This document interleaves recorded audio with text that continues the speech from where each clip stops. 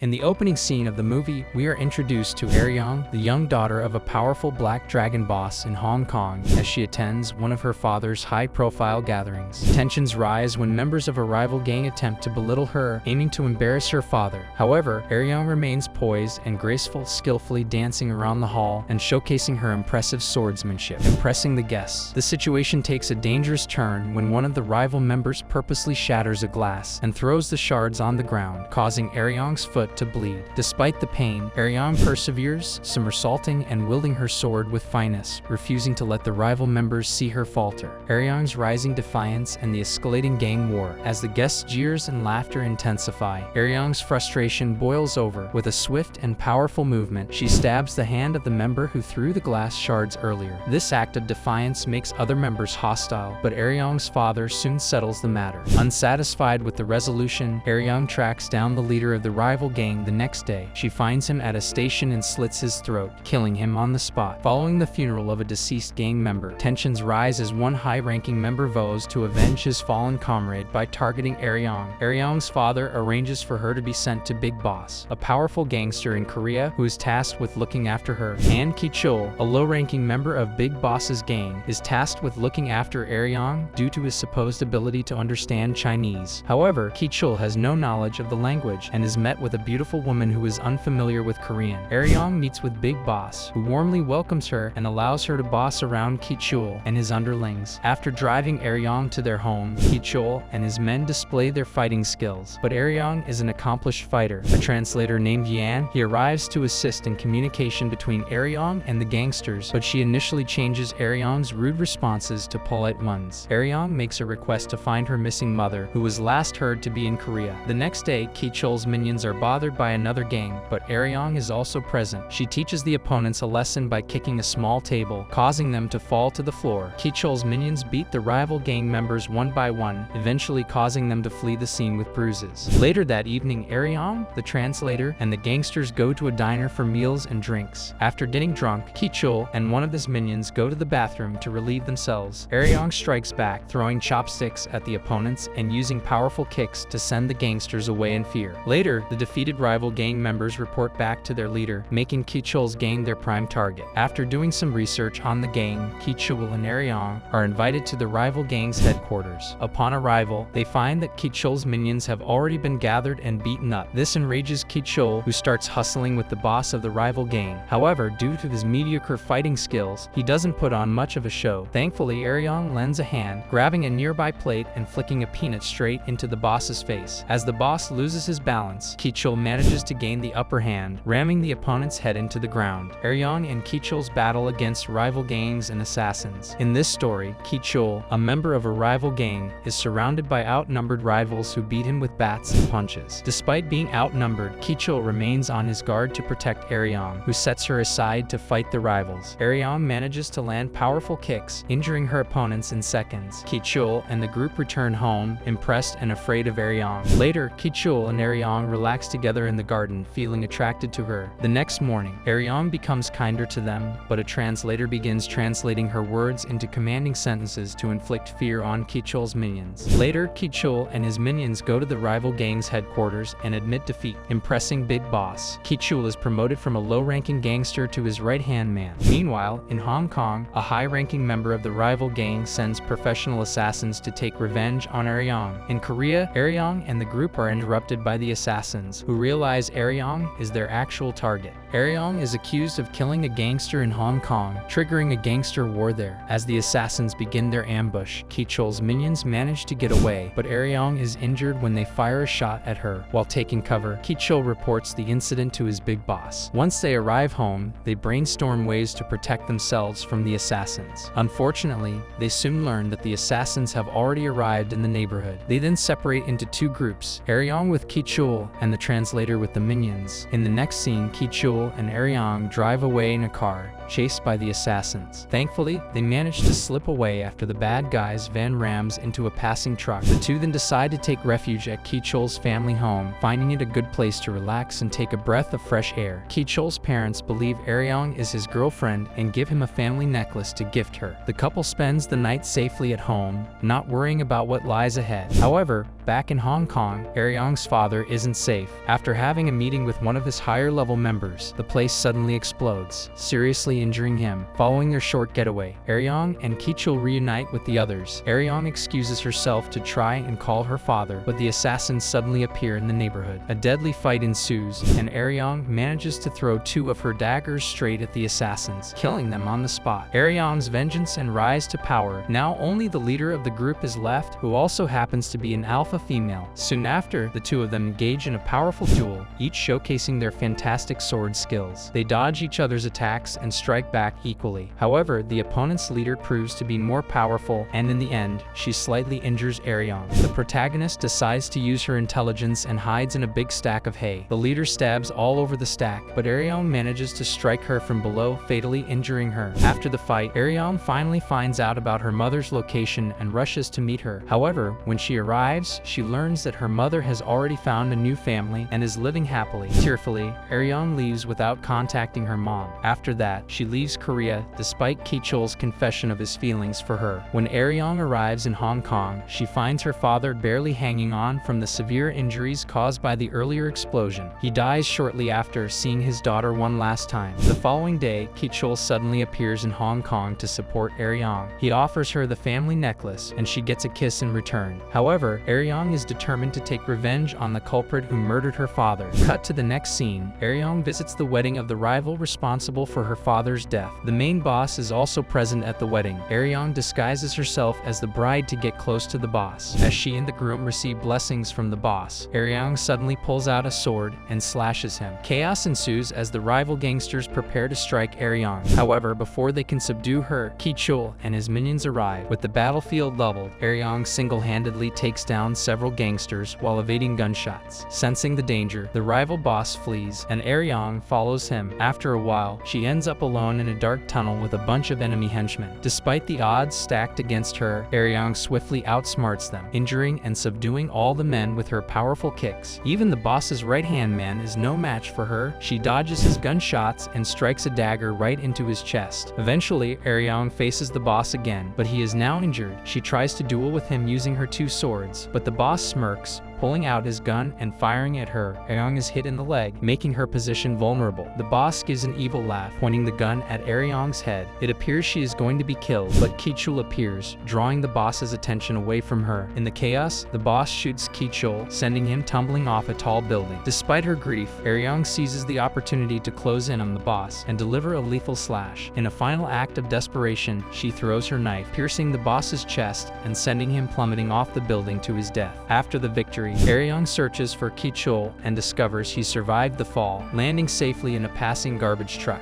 In the next scene, Aryong officially takes over as the new boss of the Black Dragons, succeeding her father. On the other hand, Ki-chul heads to the airport to leave Hong Kong. However, Aryong's father's right-hand man advises her not to let Ki-chul go, reminding her of how her father regretted letting her mother leave. Taking the advice to heart, Aryong stops Ki-chul on his way to the airport with all her gangsters and makes a bold move. She proposes to him. The movie ends on a heartwarming note as Ki-chul accepts Aryong's proposal, and they embrace on the motorway, with the future looking bright for the new power couple of the Hong Kong underworld. So for more updates, keep joining us and subscribe to our channel, Flashback Focus.